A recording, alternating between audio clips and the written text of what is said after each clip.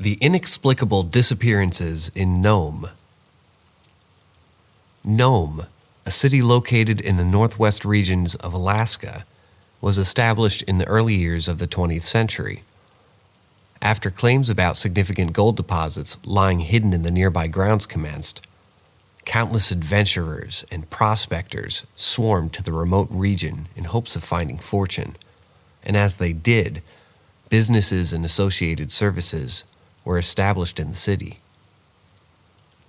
As the gold rush slowly faded over time, the investments in the city dwindled along with it. However, thanks to its remote location, it remained an important trade hub. Background. Rumors about inexplicable disappearances have always existed in and around Nome, mostly revolving around the native population. However, it was eventually discovered that most of them were not rumors. As the 20th century was coming to a close, more than 30 townsmen had vanished under mysterious circumstances. While 30 cases over 50 years may not sound particularly concerning, the fact that the city's population was less than 4,000 magnifies this number.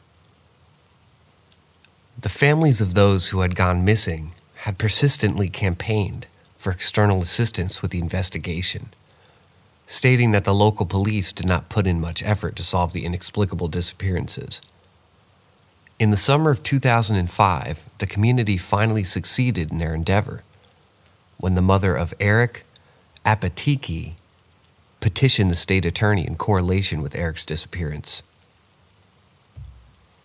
Eric, a 21-year-old who had his roots in a settlement on nearby St. Lawrence Island, had been visiting his pregnant girlfriend at Nome at the time. His family had allegedly warned him not to travel to the city due to the mysterious disappearances of members of its community. But he was resolute that he would not be harmed.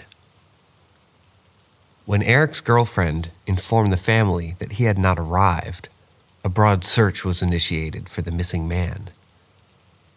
But no clues about his whereabouts were uncovered.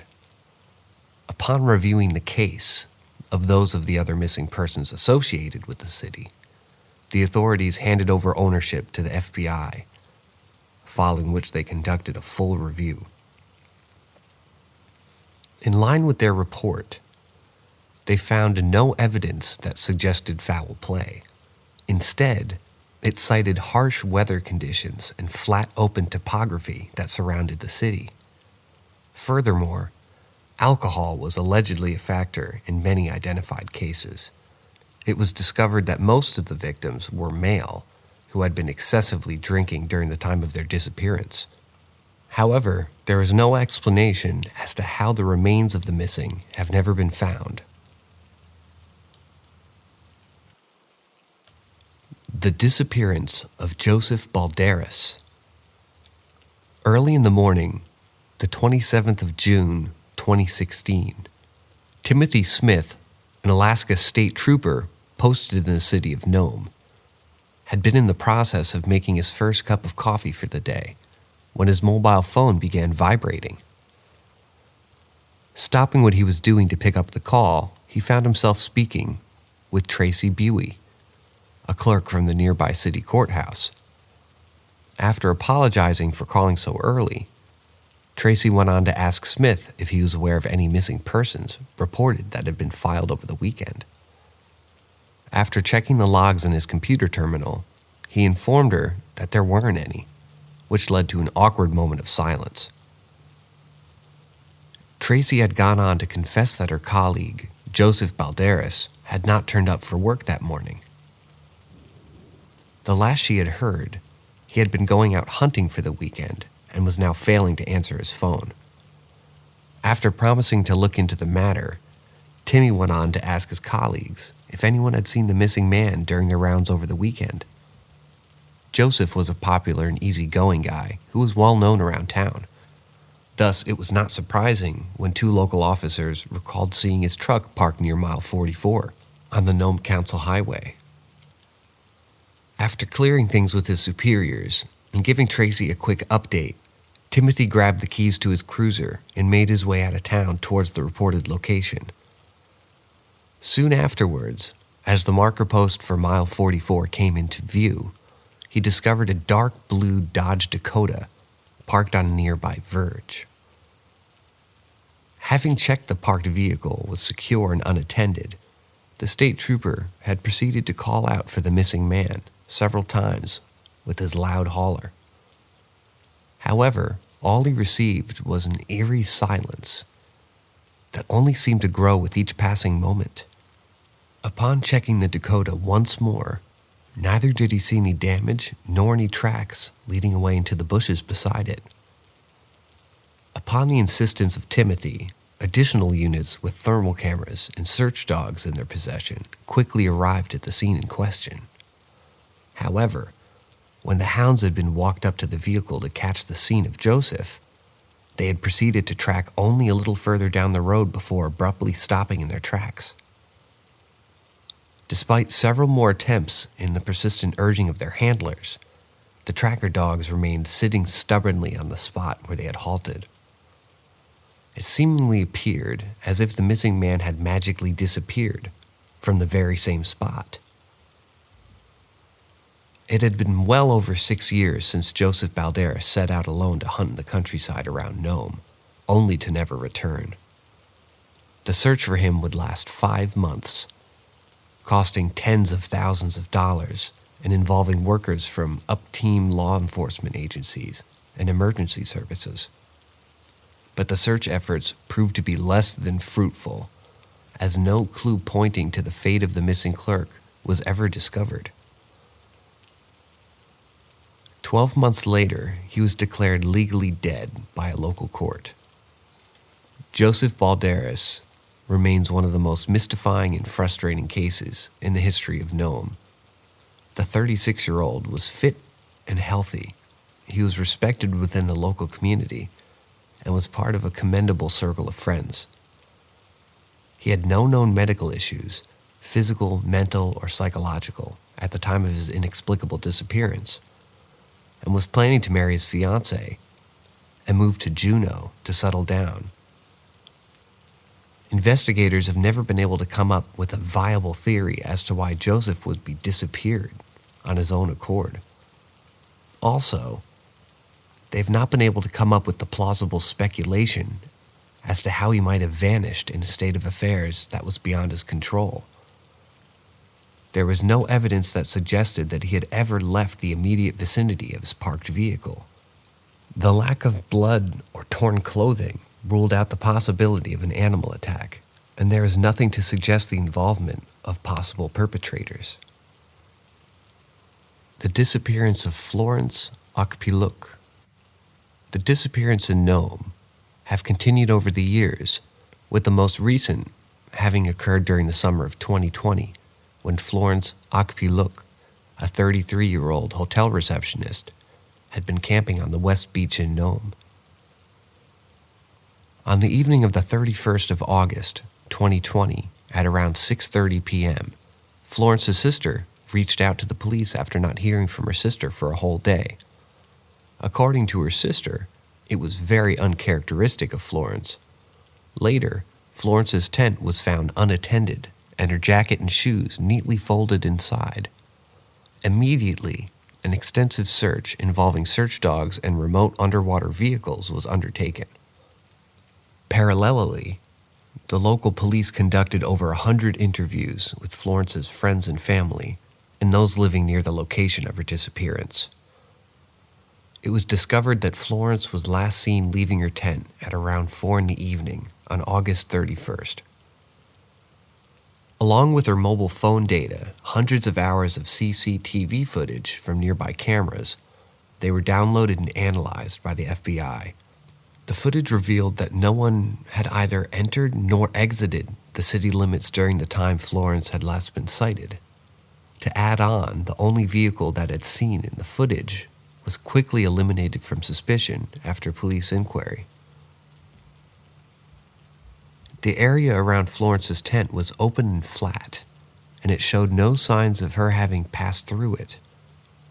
The fact that her remains had not been washed back ashore ruled out the possibility of her having been drowned. Florence Opiluk's case remains open, and the authorities are desperate for information that could help solve it.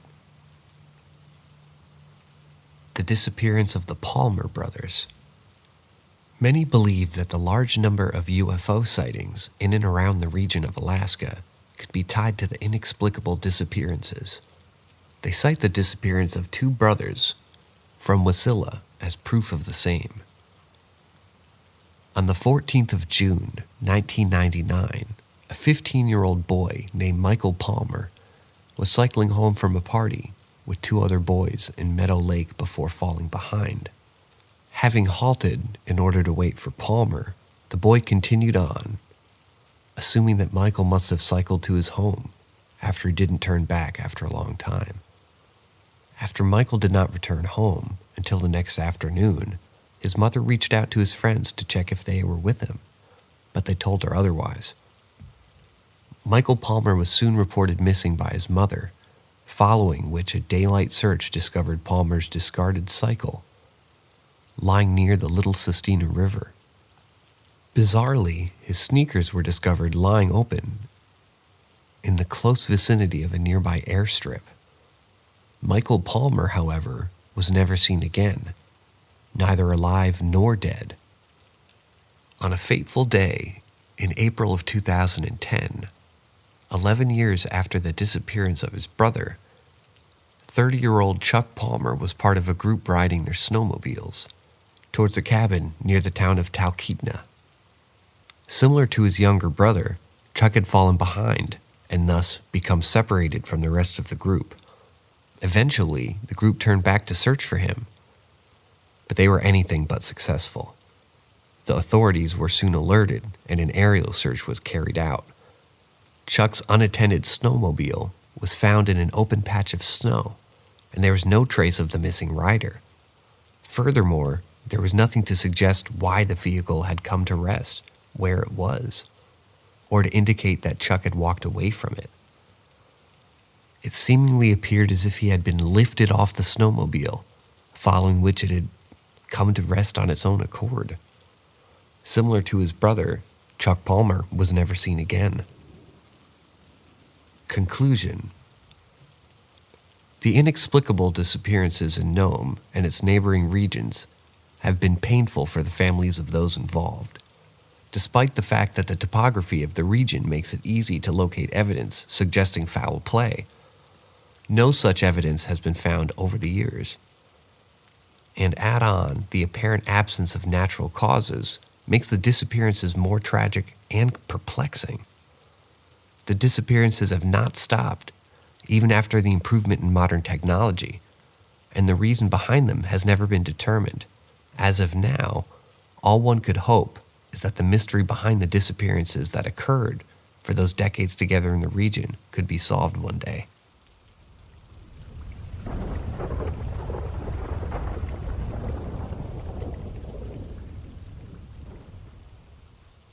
Imaginary friend. My grandparents lived on a little hill next to a big forest.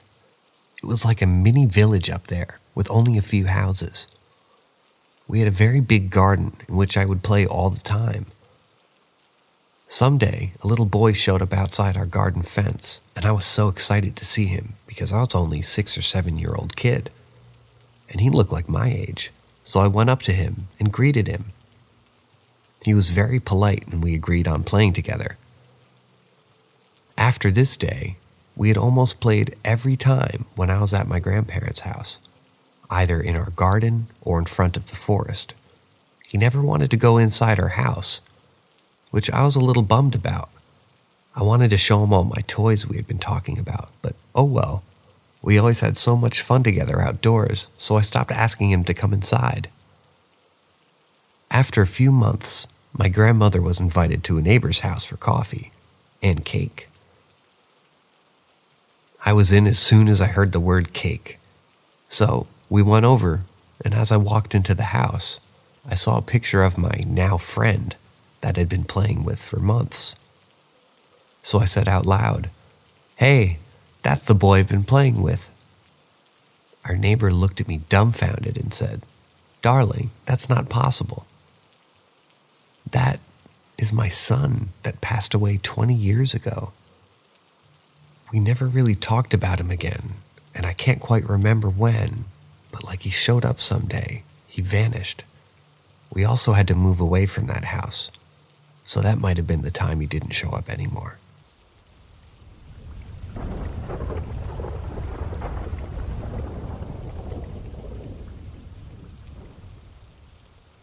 I saw a black scribble appear beside me at 3 a.m. in my dorm as I was working on my project. My friend was sleeping in her bed and the lights were on. I was working on my laptop at 3 a.m. We had a huge project coming up, and I wanted to get ahead because I wanted to do a decent job since the marks add up to my finals. My friend was sleeping right beside me, and my room was fully lit. I usually stay awake until 6 a.m. Sometimes it's a common thing I do, and my body's definitely used to it. And this time, I was pretty energetic and also had a midnight snack. I was not sleepy or tired at all. After a while, I saw a scribble developing on the side of my right eye. In the span of 10 seconds, it grew to the size of my head. I blinked over 40 times, and it did not go away. I didn't turn my head to look directly because I was surprised and slightly scared. I thought my eyes were making this up, but it looked and felt too real for that. After a few more seconds, I called out to my sleeping friend without making a single movement, and it slowly started dissolving into invisibility. After many calls, my friend woke up and she asked what happened, but I told her it's nothing. I lied to her, saying she was sleeping in a weird and harmful position because I didn't want her to be mad at me for waking her up for no reason. Then, next day I told her the whole thing, and even she believed me, as I'm not a person who sees these sort of things, or have ever experienced such a thing. And she knows I don't make up shit like this. I am usually the more objective, rational person in my friend group. This was quite shocking and definitely a core memory for me now. Please, if you know anything or have experienced this, do tell me about it. I would love to know what this means.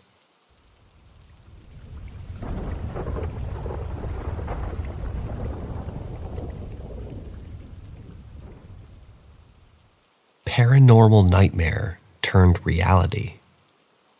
I'd had this dream, nightmare. I'll let you decide, really, as later on it becomes more of a nuisance than anything. That occurred every single night for over 10 years. I would be running down a hallway that has no doors, no windows, no lights that are visible. But I could see perfectly fine. I knew there was something chasing me, but the hallway never ended. I was just running and running and running. Never got tired, but never stopped running. A couple of months back, the dream ended, what I mean is the walls of the hallway completely fell down. The path I was running on ended up being like a moving track, so I was always in place, feeling like I was running. I fell to the ground and was able to flip over and finally see what had been chasing me all of this time. The figure was completely pitch black, but had a shine to it. Its body was very thin, like a 2x4 piece of wood, but round and at least 7 feet tall. Its head was like a siren head, but up and down, not side to side. It had 9 arms with claws, about 7 inches long or so. Its legs and arms were much inferior than its torso. As I was crawling backwards away from it, it reached out and tried to grab me. I woke up the second its claw touched my foot, and I woke up with a medium-depth cut on my foot right next to where it tried to get me. Before sleeping, I hadn't had this cut and have no memory of dropping anything that would have cut my foot at all. To wrap things up, I work graveyard shifts at a hotel. 10 p.m. to 8 a.m. I was talking to a nice couple who had come in to explore the property, and they hadn't wanted to go back to their room yet. We happened to be on the topic of the paranormal and our hotel. It was about 2:30 in the morning, and I look up behind them and I see the exact same thing from my dream. Walking in an area on the hotel property. Out loud I say, "What in the hell? There's no way." The guests turn their heads, and right as it's fading away, they see it as well. Not as clearly as I did, but they saw it. Neither of us could explain it, and we basically just ended the conversation at that. They went back to their room, and I went back to work furiously checking the cameras to find any more things like that, which I'd just seen, but there was no more activity that night.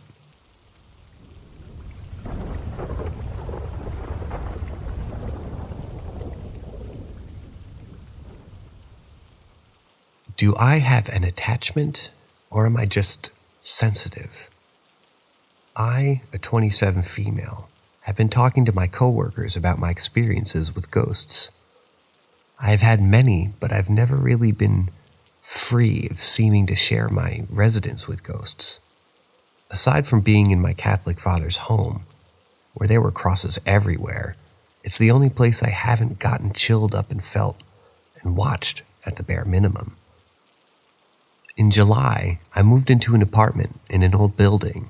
I noticed the watchful feeling and getting chilled up, but there were different feelings to the presence that revealed themselves while trying to communicate. I use an app that shows Milgal levels and has a word bank, and I've gotten mostly intelligent responses, but like 6 names to go with different presences. The super intense one, who has spiked the Milgals, has been a very heavy feeling identified themselves as Maverick. And I've heard a man's voice that Maverick has taken credit, saying "hey" while I'm in the shower. In the bathroom, he seems to favor. At that door, which doesn't latch, he slammed and gotten stuck a lot. I can go into more detail with my apartment stuff and outside of the home stuff, but the thing that makes me think I have an attachment was that yesterday we were talking about sleep paralysis, and my coworker had a really strange reaction to me describing my repetitive experience. When we lived in my first place in this city, I had this reoccurring sleep paralysis. I was 6 or 7 years old. I'd wake up and be unable to move. After I started essentially having an anxiety attack, this glowing lady would walk up the stairs that my open bedroom door faced. Her eyes locked with mine as she came up the stairs. She glowed, but wasn't transparent. She'd walk across the small landing and hallway and disturb my bead curtain. She came straight to my bed and leaned over, reaching down like she was going to pull me out forcefully. I was trying to scream the entire time.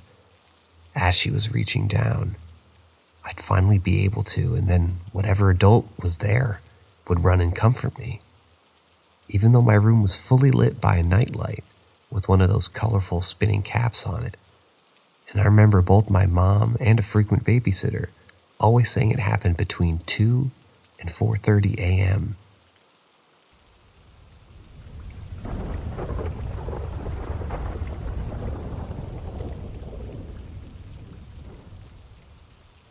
Here's a little backstory before I get into it. I'm 19 years old. My grandparents on my mother's side passed away a few years before I was born. My grandmother passed away in the dining room, which back then was her bedroom since she was severely ill and had her stroke. My bedroom at the time was right above on the 2nd floor. Up until a few years ago, I never knew what she looked like, but only knew stories. Here's where it gets interesting. I was maybe 5 or 6 years old, and my father worked 3rd shift, and my mom was yet to come home from work. My neighbor attached to us had come over, and she put my sister and I to bed. My sister is 3 years older than me. It was late that night when I woke up and my bedroom door was open, and I saw an older woman standing in the doorway. She had white hair in pink curlers and a nightgown on, and she was just standing there. I don't remember feeling any sort of fear or being uncomfortable, but I wasn't confused as well. Keep in mind, I'm still to this day afraid of the dark at times.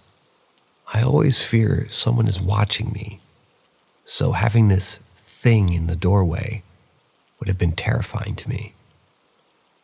Jump forward almost 11 years, keeping that to myself, and with my mom and my sister going through photos we had found from my aunt.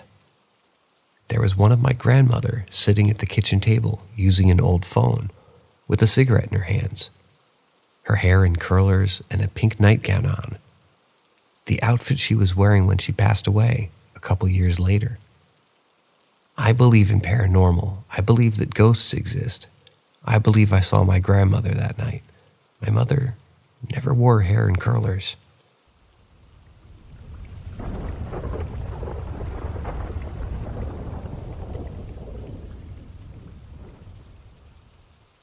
I've got two. One that happened to me and one to my parents. Mine happened the first time I traveled to Italy, along with my parents and a few other family members. One of the places we visited was Venice in San Michele, a cemetery island. It's not where most tourists would go, but it was pretty interesting and even calming compared to the rest of the city. Well, when we arrived there was this funeral procession, just leaving, everyone dressed up the way you'd imagine they did 100 years ago. It was like going back in time. I was there with my father, my uncle, and my cousin. The rest of our party were off shopping. And after looking into some of the creepy horror movie-esque tombs, I went exploring to the other side of the island. It's small enough so where there's no real chance of getting lost. I walked into one of the above-ground crypts, or whatever the right word is. It was modern-looking, not like the tombs near the entrance. And suddenly, I heard my father screaming my name. So I ran back towards the entrance, and I saw my dad rushing towards me, like I was rushing towards him. I said something like, "Is everything okay?" And he said, "What do you mean? Why were you yelling?" "Dad." I explained what had happened to me, and he said that at the same moment he had heard me screaming, "Dad," over and over again. He swore he hadn't yelled my name. My uncle and cousin were near the entrance. There was no one else on the island after the funeral procession had left. I still can't figure it out. Okay, my dad figures in another story, this time before I was born. No idea why these crazy things have happened to my dad, as my mom and I are fascinated by the paranormal. If any of this was paranormal while my father doesn't only believe in it, but also doesn't have any interest in it. My mother and father were visiting my dad's friend and his wife in Pennsylvania. This had to be the late 70s or 80s. It was a cold, snowy night, January maybe, and they had to go to the supermarket to pick up some food and supplies. My mother and the friend's wife stayed at the truck with the heat on while my father and his friend went to the supermarket. Okay, all of a sudden, the lights in the store just shut off. The street lights outside shut off, and every car in the parking lot that had the motor running shut off. Everything stopped. In the store, they tried to get the generator running. It wouldn't turn on. The phones wouldn't work. It was as if someone had sucked all the power out of the whole area. And then, just as soon as it had stopped, it started again. The lights turned on. The generator, unnecessarily, worked. The phones worked. The cars turned on. The heat turned on. The radios turned on. Everything was right back to normal. They've never been able to figure that out.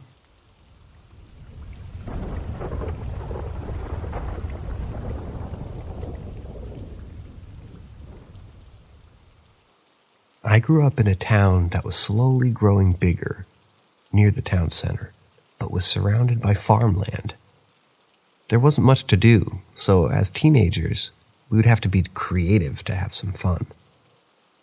Out in the country, there were a few spots fairly close to each other that were locally known as being haunted. One of the spots, a graveyard, was even visited by Ghost Hunters, the TV show. We would visit these spots just to hang out and have something to do at night. Most nights, nothing would really happen out of the ordinary. So this particular night, it was my friend, we're going to call him Dave, and me hanging out. Our friend, we will call him Steve, who lives over an hour away, wanted to come to our town to hang out with us. Since there was nothing else for us to do in our town, we decided to take Steve out and show him all the haunted places. Our first stop was this haunted church, very small and old. The legend was, if you ran around the building, knocked 5 times, and then ran around it again, then a ghost would answer the door. We pulled up next to the church, and Dave and I was explaining to Steve the legend about the church. The church was pitch black inside, and no cars in the small parking lot, so it was obvious no one was in there. We stayed in the car and rolled the windows down, but only stayed for a few minutes as we had other spots to show him. We drive out more towards the country, where a couple miles from the church, there's a bridge. The bridge is called Cry Baby Bridge. Apparently, a woman dropped her baby off the bridge into the river below because she didn't want to raise it anymore. If you stop on the bridge at a certain time and roll your window down, you can hear the baby crying. We stopped, rolled our windows down, and told Steve about the bridge. Again, we didn't stay long because we wanted him to see the cemetery, and nothing was happening on the bridge. We get to the graveyard that I mentioned earlier and hang out for a half hour or so. We tell Steve about the different times we came out there, and either we would find old kids' toys in the graveyard, or we'd hear laughter up in the trees, and some other strange things that have happened there. At this point, Steve is getting a little upset because none of that has happened to us yet. We leave the cemetery and decide to head back to my house and call it a night. On the way back, we pass Crybaby Bridge, and I ask if we should stop one more time. Steve says no in a sigh that sounds like he has lost all hope on that night. We're heading back on the same road that'll take us up by the church, and as I start approaching, my radio starts fading in and out. I pull up to the front door of the church, and the radio goes straight to static. I turn my radio off, and I tell Steve to get out and knock on the door. Steve gets out of the car, and immediately we start hearing a faint sound coming from inside the church. Sounded like someone was inside playing the organ, but there were no lights on. We all have goosebumps at this time. Steve is actually strangely excited now.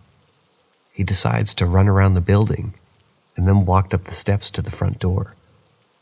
Steve decides instead of knocking that he's going to bang on the front door as hard as he can.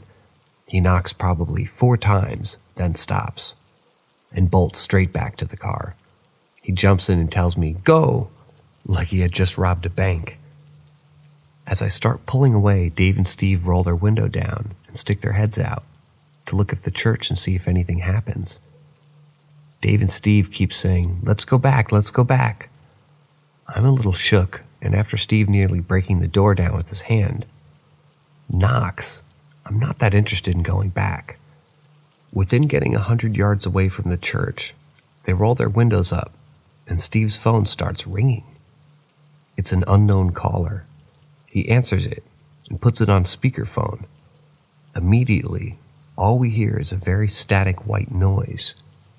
Through the white noise, we start hearing a young girl's voice. It was clear enough that we could tell it was a little girl's voice, but it also had this eerily dark tone to it. The voice continually rises until we can start making out what she's saying. We hear a very angry, unmistakable, "I saw you out the window. don't ever come back." She repeats this another 3 times, each time getting louder and louder until Steve hangs up. Needless to say, we didn't go back. The thing is, the only people in our town who has Steve's number is me and Dave. No one knew we were out there at those places that night, and we never passed a single car on the road. Everything to ever happen to me at those places up to that day could be explained in a logical way that wasn't paranormal, but for the life of me, I could not explain what happened that day. I still get goosebumps when I think about it.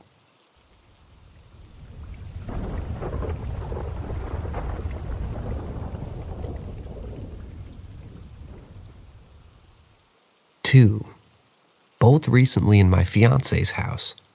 But first I was cooking dinner for her and the kids. The kids and one of their significant others were on the couch watching TV, as the kitchen and living room are the big open spaces. I was sautéing something. I heard someone shout my name from the back of the house toward our bedroom. Not giving it much thought, I continued my prep work for dinner. When I hear it again, this time only louder, it sounded like my fiancé calling my name. I looked at the kids for confirmation, and my soon-to-be stepdaughter was like, "Who was that?" I said it sounded like your mom.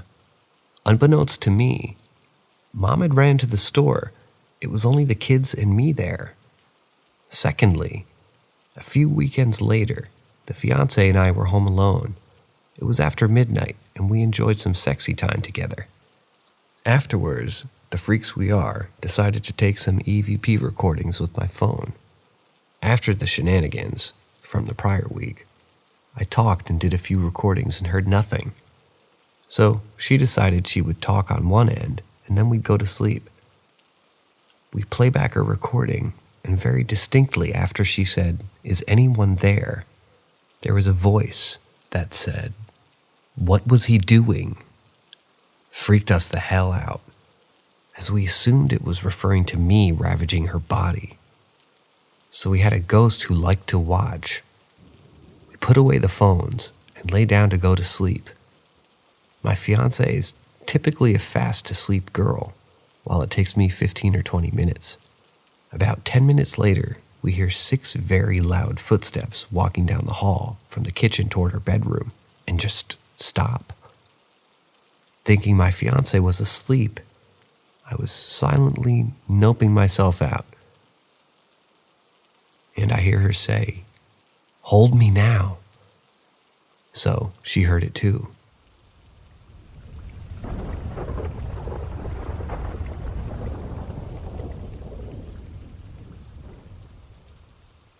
Got a story of an old lady my friends and I thought was mentally unstable.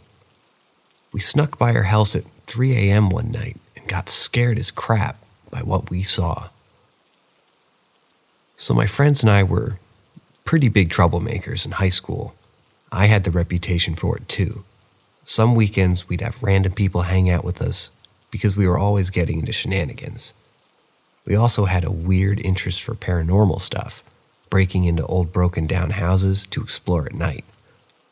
Driving to local spots known for orbs or lights, just flat out loved the adrenaline from being scared. So one night, we're all at a friend's house, 5 of us, and just hanging out.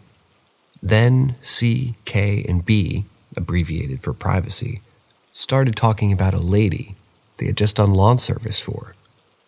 They'd been running this gig for a couple months, and this lady was actually one of their first customers. My friends, as I said earlier, all known for their fuck it attitude, not afraid to straight shoot when they're thinking. So they start talking about how the previous visit to her, and they were taking a break from work to drink water and recoup, and C was like, "Straight up, do you guys ever feel like a lady's watching us from the house?" They all agreed, surprised that they weren't the only one. They said it always felt like that they would be being watched from the window or the blinds a few seconds late, that it just felt like they were being watched. Anywho, they decided they didn't want to work for her anymore. C was the one who picked up the check from her. designated by the guys to be the one to have to talk to her. Me and C were the doers of the group. He said that he went up to the door per usual, and her, the lady, yelling very loudly, screaming at someone on the phone about her son. A few minutes later, she came to the door acting normal. She offered C to come back on Saturday to help her move stuff out of her basement. It's a one-man job. They were supposed to be going to her house on Friday. Right now it's Saturday night, and they just skipped it because they got sketched out too much. They showed us the next text she sent. Paragraph of how unprofessional it was not to show or tell her. Well, they legit just went ghost on her. So she sounded outraged. Okay, and we were too skeptical of their story and didn't believe she was some old evil lady. Just old. They're exaggerating. Here's the kicker.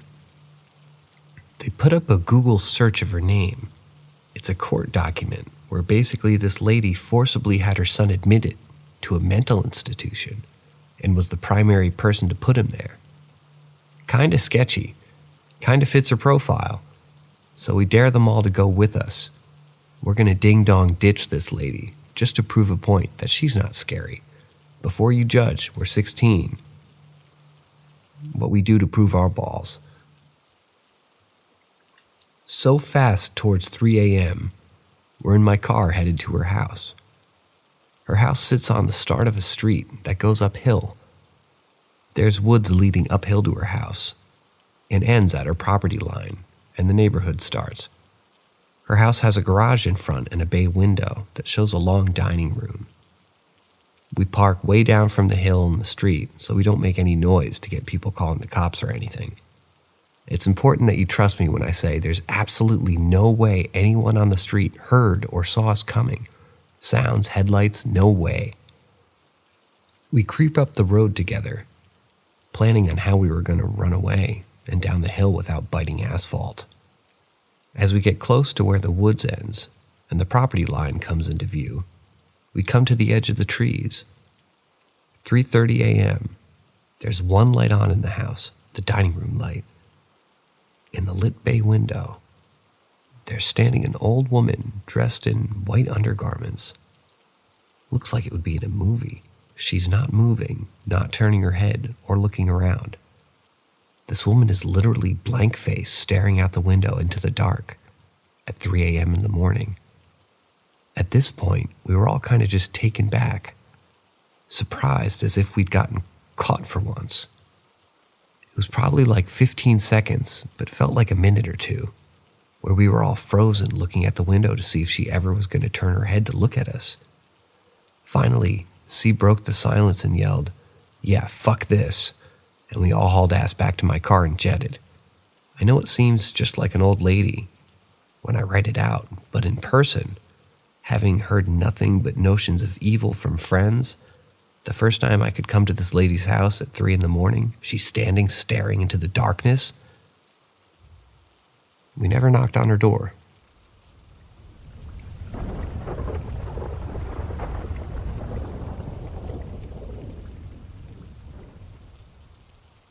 This sent chills down my back.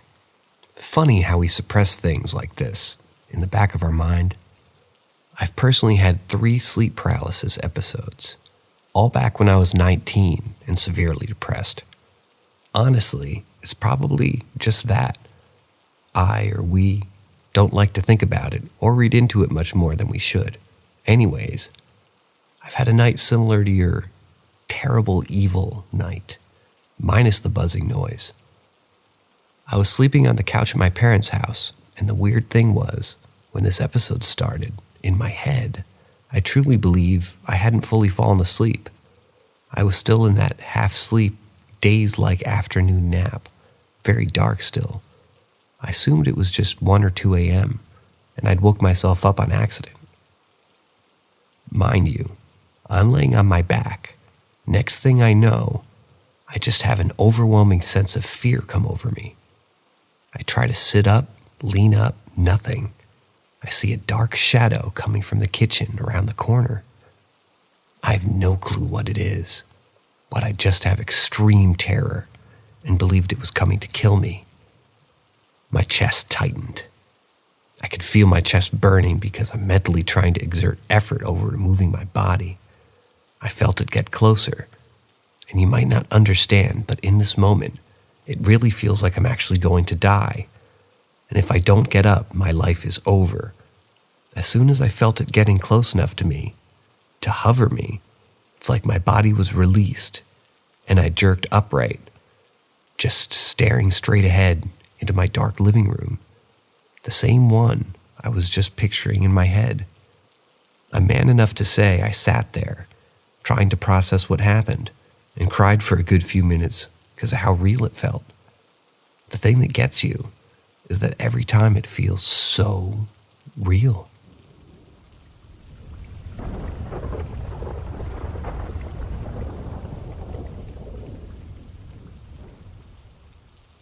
I don't know what to think about it, but here it goes. Around 8 years ago, I was in vacations with my parents and my cousin.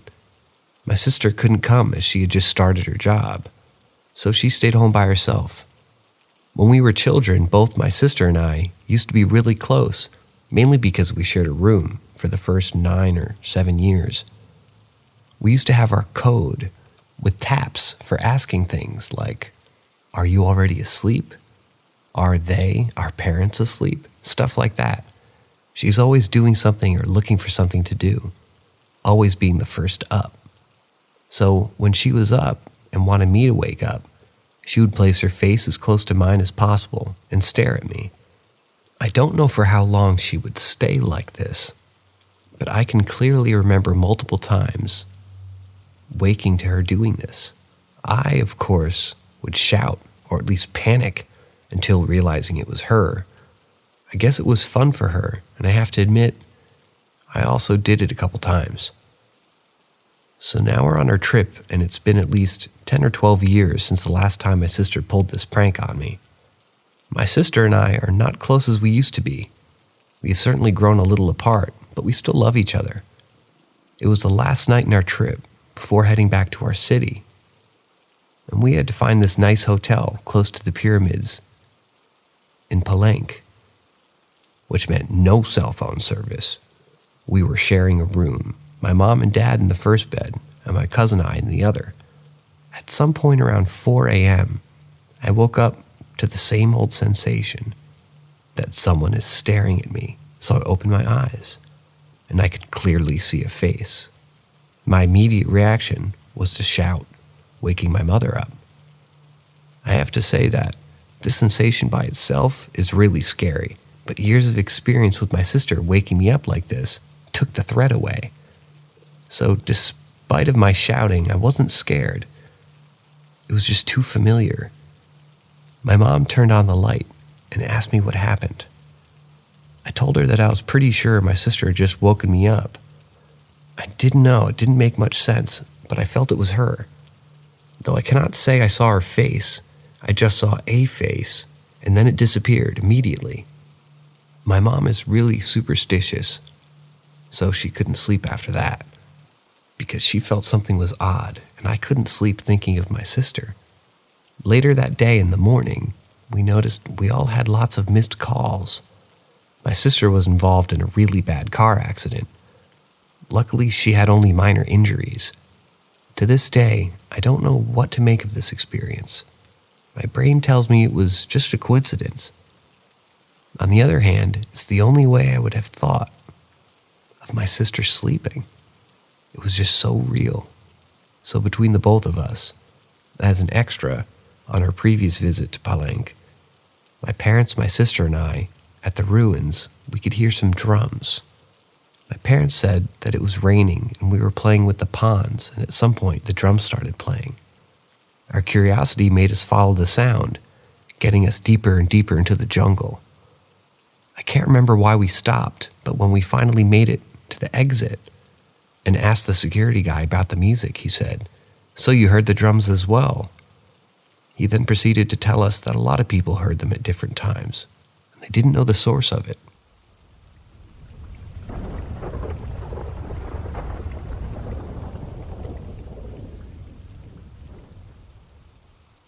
The previous tenant of the condo I live in died in the living room. She was actually a girl around the same age as my roommate and I. She sadly died of a heroin overdose. The first week we had lived here, at least 4 different neighbors told us their account of the story, or at least they said, "Hey, did you know someone died there?" The neighbor across the hall, who called the police when she thought something was wrong, said that the girl's dog wouldn't pass through the living room where she died, and the police had to physically carry him out of the house. The first incident of something weird happening was when we had a friend over. This friend is very loud and energetic. She was playing some music on her phone and singing along in a very obnoxious way when all of a sudden the picture frames on the desk next to us fell flat over. Nothing knocked into the desk. There wasn't an earthquake, and the frames didn't even touch each other. The energy in the room was also palpable. We all felt it. Our friend was so scared that she left and to this day doesn't want to come back. I kind of just laughed and said, "Our ghost doesn't like bad singing." Second incident. A different friend was sleeping on her couch in the living room. He said that all of a sudden he just felt really weird, to the point that he was thinking about driving home instead of sleeping over. Then suddenly a picture frame on the coffee table fell over. He turned the TV on to distract him, but then he heard knocking at the kitchen window. We live on a second floor. He said it was a slow tapping, and he even got up to look at the window and it stopped. It started again when he sat back down. He immediately grabbed all of his things and left because he was that afraid. Third incident actually happened directly to me. I was home alone at the time and just cleaning. I was dusting my bookshelf, which had a few little figurines on them. Now I have a borderline OCD cleaning habit, so I know that I set them all exactly how they go.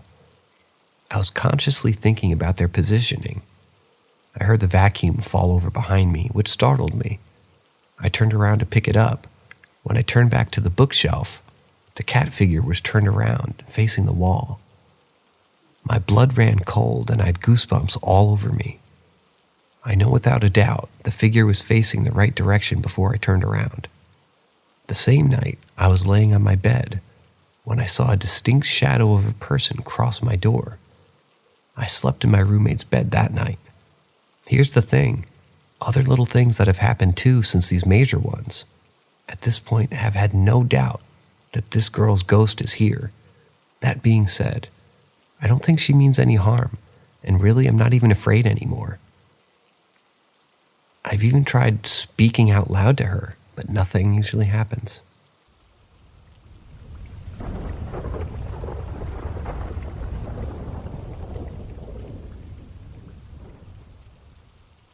Unexplained events upon returning from deployment. Earlier this year, I came back from a 7th-month deployment, and I just checked into my new barracks room.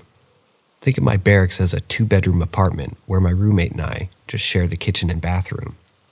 So I had a room to myself. Since I had jet lag to deal with, living in a time zone with a 7-hour time difference, I had trouble falling asleep and staying asleep to adjust to being back in the US.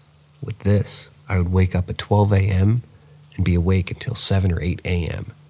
Thankfully, our leadership gave us an entire week off just to adjust with the time and spend time with family and relax after a long deployment.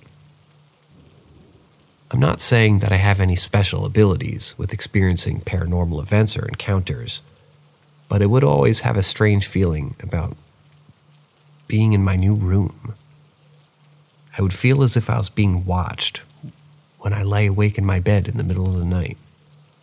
A habit that my mom gave me growing up was to always close the closet door whenever it was nighttime.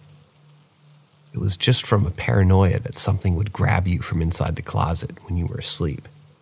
I know that sounds stupid and funny, but I always made sure to sleep with the closet door closed. But when I would wake up in the middle of the night, I would find that my closet door would be fully open. I would just add this up to me leaving the door open and forgetting to close it. But the thing that stuck with me is hearing small noises come from all parts of my room. the living in the barracks or the apartment. While sharing the walls with your neighbors, you're bound to be hearing noises all over. However, I knew that these noises would come from inside my room. With how clear and crisp the sound would be, they would either be cracking sounds, small bumps, sounds of hangers slowly moving, or soft whispers. But me trying to be the rational person that I am, I just summed all these events up to quitting nicotine cold turkey after smoking for nearly 1 or 2 packs of cigarettes a day. A few days pass, and my family and girlfriend come to visit me at my home port. Since I wanted to have privacy with my girlfriend, I had her sleep with me in my room while my family stayed at a hotel off base. Keep in mind that I do not mention any of these events to my family or girlfriend. I was the last night my family, girlfriend, and I were spending together before we went back home. We were eating dinner at a restaurant, and my parents are asking me how it feels to be back in the U.S. I say that it feels strange being back, yet comforting, and how it feels good to have a room all by myself again. My girlfriend gives me a strange look when I mention my room, and I blatantly tell her, "Did you ever feel something strange about my room? Like there's someone else in there?" My girlfriend says. I slowly nodded my head, and we both started sharing the events. I tell her and my family everything that I have experienced, and she shares that whenever I would use the restroom in the middle of the night, she would hear something coming from my closet. She would hear voices and feel as if something was standing in the middle of the room. She would get really frightened and run to the kitchen and stand right in front of the bathroom door to be near me. Whenever this would happen, she would say that she needed to use the bathroom, but in reality, she didn't want to be alone in my room. All in all, I'm still in the same room, and I don't mention these events to any of my friends, because 1, I don't want to sound crazy, and 2, if any of my friends spend the night in my room, I want them to experience any of these events without me telling them about it beforehand, to not get them paranoid or put stuff in their heads before going to bed.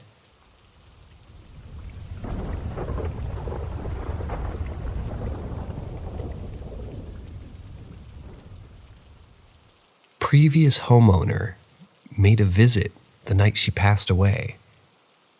So, my wife and I bought a house in May of 2020.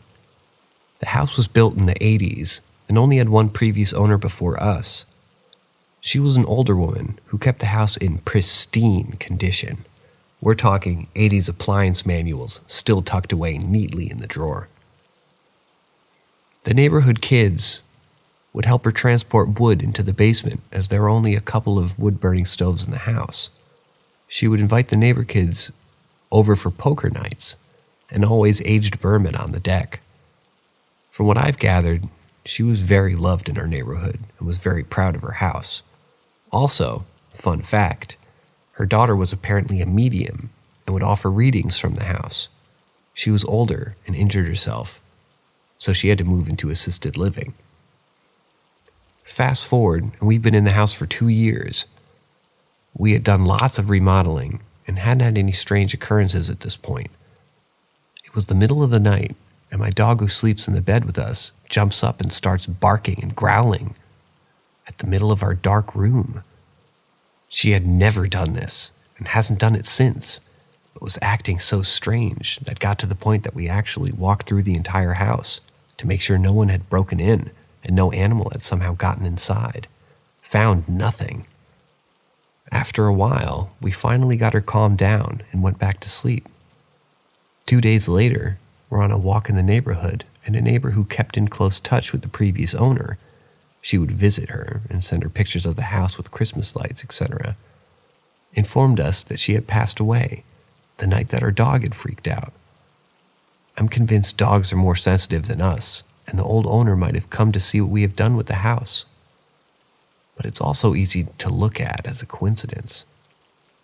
Since that night, though, lights have turned on and off by themselves. This one door is always opening and closing itself. Another door is slammed shut twice, and this giant piece of furniture somehow moved on its own. My wife and I are preparing to host a get-together with old friends, and we turned a room in the basement into essentially a party room. Pong tables, giant Jenga, etc. It's an unfinished room with a cement floor, so we were thinking cleaning it up would be easy if we needed it. We have this giant old recliner that is just a heavy biatch. It takes both of us to move it. We had placed the recliner out of the way in the corner. A couple hours later, we were cleaning up upstairs. My wife and I and the dog are the only ones in the house. When my wife runs downstairs to grab some paper towels, she comes upstairs, looking confused, and asked if I had gained some muscle and moved the recliner on my own somehow. I hadn't, but the recliner had somehow been moved to the head of the pong table. The amount of nope I experienced in that moment. There's no explanation for how the recliner had moved. Overall, we haven't necessarily felt threatened. Nothing has really escalated, so we're just kind of noticing and letting it go. But I thought it was kind of worth sharing.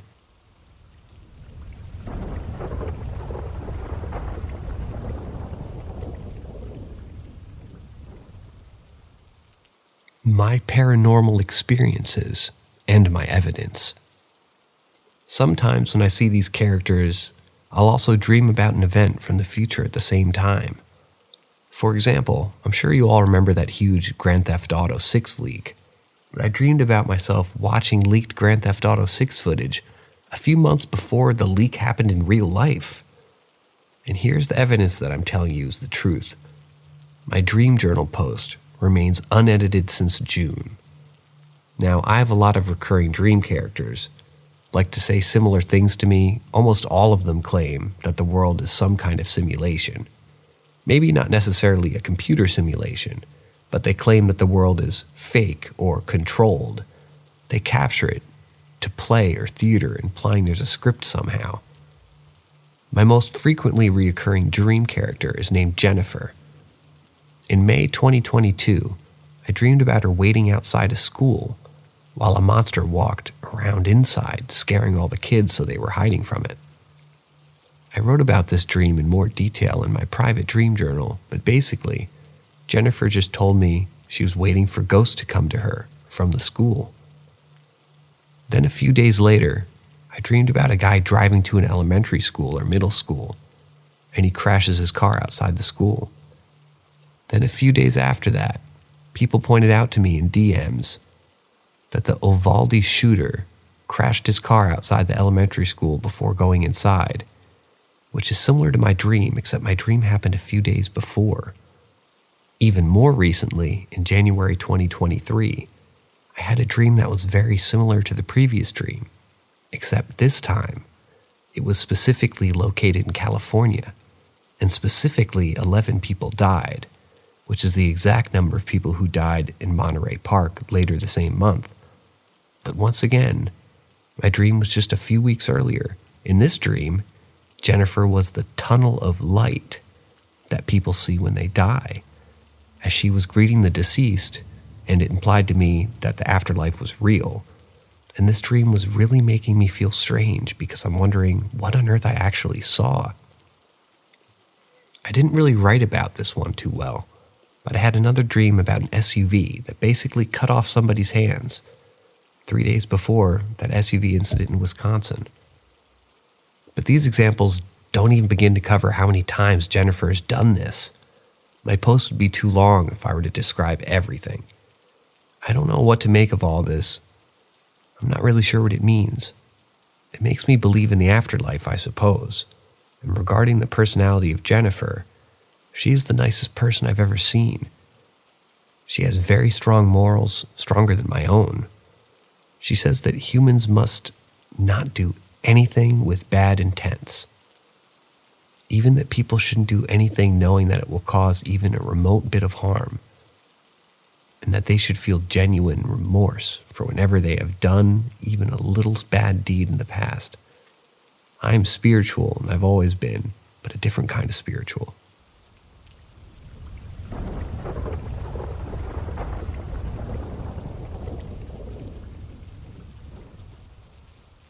A chain of coincidences at an old hotel in Ibiza.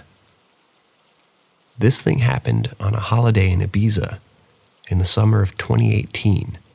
I've always been pretty skeptical about ghosts, but this thing really made me see it differently. The reason I'm posting it is because I came across it again after sending my experience to a friend. I stayed with my parents in an old and dated-looking hotel build, probably somewhere in the 50s or 60s. The two-bedroom apartment had a dismantled fireplace in it, and the doors were rigid and had vintage but sturdy knobs.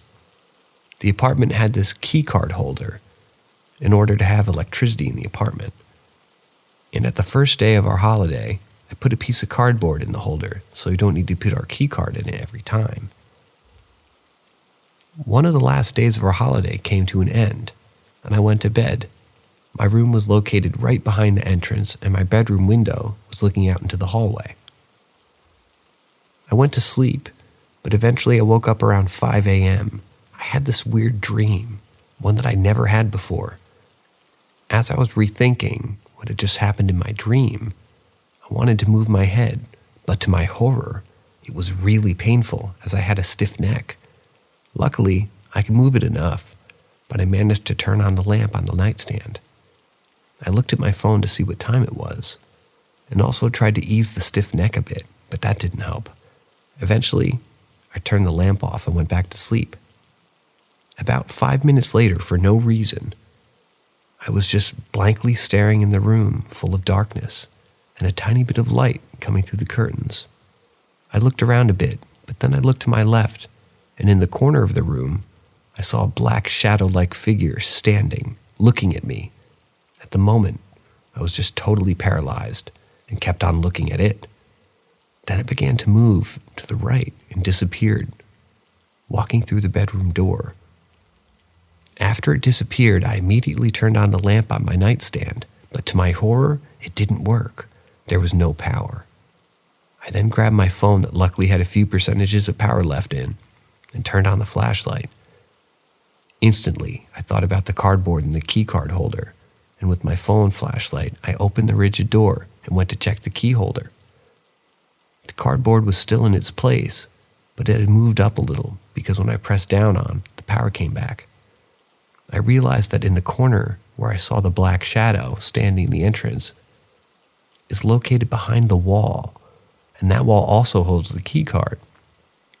So the weird dream, stiff neck and no power, even though 5 minutes before there was, and the location of the shadow and key card holder makes it hard for me to believe that this was just a big chain of coincidences.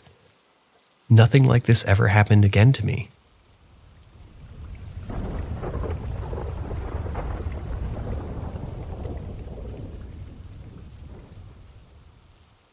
It was the end of 2019, broad daylight in Toronto.